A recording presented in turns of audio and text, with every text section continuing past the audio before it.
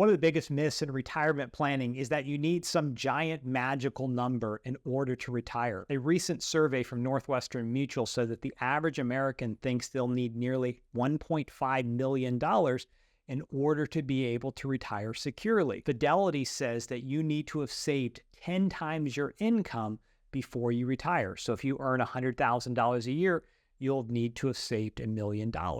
But neither is true, or at least is telling the full story. Many Americans have way less than 10x their income saved by the time they retire, and an even smaller number have $1.5 million saved by the time they retire. In fact, using this handy calculator, which uses data from the Federal Reserve, we can see that when you exclude home equity, the median household has a $130,000 net worth at age 65. And this includes couples and people who are single. So today we're going to answer the question, can you retire comfortably on less than $1 million? In fact, we're going to ask, can you retire on way less than $1 million? And we're going to be using real numbers that a viewer sent in after reading an article about needing $1 million to retire. But first, my name's Kevin Lum. I'm a certified financial planner, and this channel is dedicated to helping 1 million people retire without worry. In today's video, I'm going to walk through a real-life scenario of a single male that has about $300,000 in cash in retirement savings. And these are real numbers, actually from one of you. One of you had read an article that said you need $1 million to retire and had emailed me and basically said, I feel like I'm going to be fine and I don't have anywhere near $1 million. And so I'm going to walk through these numbers and talk about whether this plan works, some of the risks that I think this person is facing and that you might also be facing, and how you might be able to mitigate some of those risks. So anytime someone reaches out and they want to work on a retirement plan, there are a few key questions that I always start with. The first question is, how much debt do you have? Because the more debt you have, the harder it's going to be for you to retire comfortably. Unless you have a low interest rate mortgage, I'd recommend being completely debt-free if possible as you head into retirement. The second question is, how much money does it cost you to live your life? And those expenses are split into a couple categories, right? It's the essential expenses, the things you can't live without, food, gas, things like that. Then there's some discretionary expenses, maybe your Netflix account, your gym membership. And then there are some lifestyle expenses, taking trips, some of those nice things that you would like to do in retirement. And I have a whole video on this, so I won't go into this more deeply. The third question I ask is, how much safe income will you have in retirement? So this could be money from Social Security, this could be from your pension, or this could be from some other income source. And then the fourth question I ask is, how much money do you have saved for retirement? And in some ways, this is the least important question of the four, and it's often what the finance industry fixates on, partially because finance industry makes money the larger people's investment accounts are. And it's not unimportant, but of those four numbers, probably the size of your investments is the least important number, at least early on. So in just a minute, I'm going to flip over my other screen and I'm going to answer the question, can you retire on way less than $1 million? So here we have George Costanza. George is single. He has about $100,000 in the bank. He has invested assets of $225,000, and he has a home that's paid off that's worth about $300,000.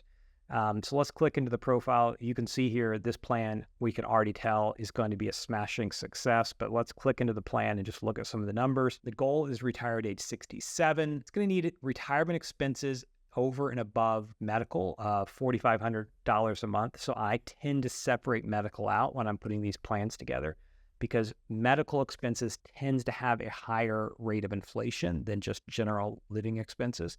So he's going to need $4,500 a month to live. In today's dollars, I estimate about $500 a month in medical expenses, and then also planning for long-term care cost, $68,000 a year in today's dollars, and then that number is going to get inflated into the future. And this is for 2 years of in-home care. So now we can go over and we can look at the income tab, and we can see that George has about $3,500 a month at his full retirement age. And then we can also look here and see George's pension amount, which is $24,000 a year. Most Americans have Social Security. Almost every American will have Social Security. And a surprisingly large number of people also still have pensions. Of people who are currently retired, 56% or somewhere thereabouts, according to a recent study I read, have some sort of pension income. Now, for Gen X and younger generations, that number plummets. It's somewhere around 14%. So fewer and fewer people have pensions. But of the people who are currently retired, a little over half have some sort of pension income that's coming in. So George has $24,000 of pension income. There is no inflation adjustment. So I actually am going to change that, and that is going to impact the outcome of this retirement plan. So here we can go over here and look, and we can see that George has a 97% chance of success. And so what we've done is George doesn't need most of this money to retire on. Most of his assets, that $300,000, isn't really that helpful to his retirement because his pension and Social Security are going to cover almost all of his living expenses. And so we're going to take a little more risk, have an 80-20 portfolio, because some of the bigger risks long-term are going to be paying for long-term care and unexpected expenses. And so we want to really help that nest egg grow as much as possible. And we don't need to have a sequence of return risk as much or an income death spiral to worry about. George is going to be able to cover most of his living expenses from his Social Security and pension. And as you notice here, I have George delaying his Social Security till age 70. And so that's really going to maximize that amount. Now, one of the interesting things that you'll notice is if I have George take his Social Security at full retirement age, the success of this plan or the probability of success of this plan doesn't actually get impacted that much. Now, here's what gets really interesting. Let's wipe out, because I know a few of you are going to say, I don't have a pension and I have a smaller amount of Social Security than that. But let's just wipe out the pension to have a little more realistic scenario. And what you see is if his Social Security is full retirement age and he has no pension, the probability of success drops from 97, 98% down to 23%. This plan looks much less successful.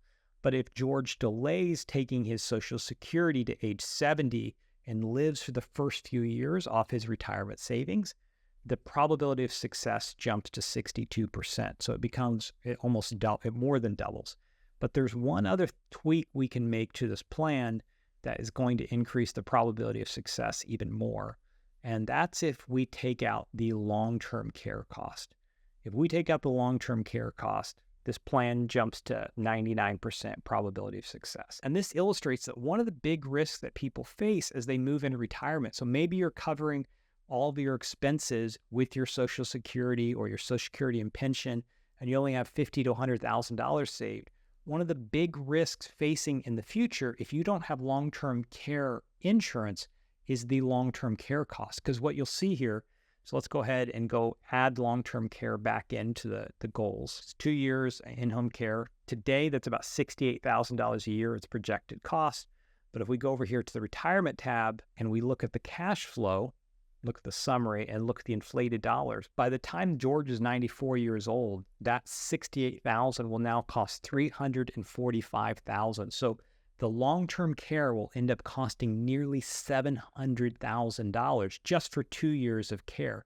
And so that can sink a retirement plan. So even if you have plenty of money coming in to cover all your retirement expenses, now you're at the end of retirement, you have $100,000 or $200,000 saved, that can create a large shortfall in your plan. So as you can see, you can retire on way less than $1 million, but there are risks that you want to take into consideration. So you may have enough money coming in from your safe income pool to cover all of your expenses, but some of the risks that you face are unexpected home expenses, right? You've got this house paid off, everything's going well, and then the roof gets destroyed, or a hot water heater or a boiler goes bad, or just a million little things that can go wrong on a home. And if you don't have enough savings, those unexpected expenses can be a real hardship. The other problem is out of control medical expenses, right? Because Medicare does not cover everything. Medicare does not cover vision. Medicare does not cover dental. There's also, even though Medicare covers some prescription drugs, there still can be out-of-pocket expenses. And there's no out-of-pocket max to Medicare expenses. So you have some risk even if you have Medicare. So medical expenses are an issue. And then the giant elephant in the room, which I already talked about a little bit, is long-term care cost. You saw from that example just how massive long-term care costs can be. So even if you have enough money coming in to cover your essential expenses, there is still some risk, and you want to make sure that you have a nest egg to cover those expenses. Is that most people, even if they have way less than $1 million saved, are doing fine. The Federal Reserve says that 82% of those 60 years and older, so most people in retirement, are financially comfortable or at least doing okay. So while retirees are doing fine and you can retire on way less than 10x your income or $1.5 million or whatever the number is, there's still some worry, and some of that worry is legitimate. But there are a few safety hatches or escape hatches or ripcords. There are things you can do if things fall apart. And one of the things you can rely on is your state's safety net, and it's going to vary state to state. One thing I've noticed is that retirees will move to low-tax states to save money, but those state safety nets are often more fragile. For example, a family member of mine moved from New York to Florida, and what they discovered was that the New York safety net was much more robust than Florida. So yes, taxes are cheap, but in New York, they qualified for wonderful benefits based on their low income. They received dental, they received vision, they received a much more robust medical plan or Medicaid than they did in Florida. Or the second thing you can fall back on is home equity.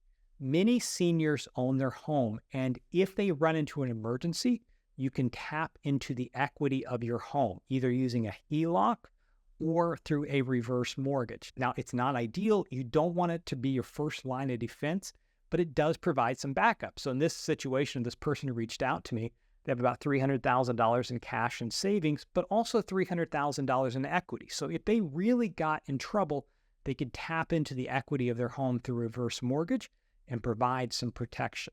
Third is it might make sense for some people to purchase long-term care insurance or Medicare Advantage plans to help better be prepared for unexpected expenses. And so while you may have a little more out-of-pocket expense today, it can help kind of cap the costs that you might have to pay in the future and prepare you for unexpected surprises. Because some people can afford an extra $100 or $200 a month, but the idea of an extra $300,000 in long-term care costs is something they just can't pay for. Now, there are a ton of issues with both Medicare Advantage plans and long-term care insurance, but for some people, they may make sense. Ultimately, while $1 million isn't necessary to retire, in fact, you don't even have to have anywhere near $1 million, you also don't want to use that as an excuse to not prioritize saving for retirement. So even if your guaranteed income is going to cover almost all of your essential expenses, you don't want to be strapped for cash during retirement. You want to make sure you have a large enough safety net to cover anything that may come up during your retirement years. And if you missed my video on the most important number you need to know before you retire, you can watch it now.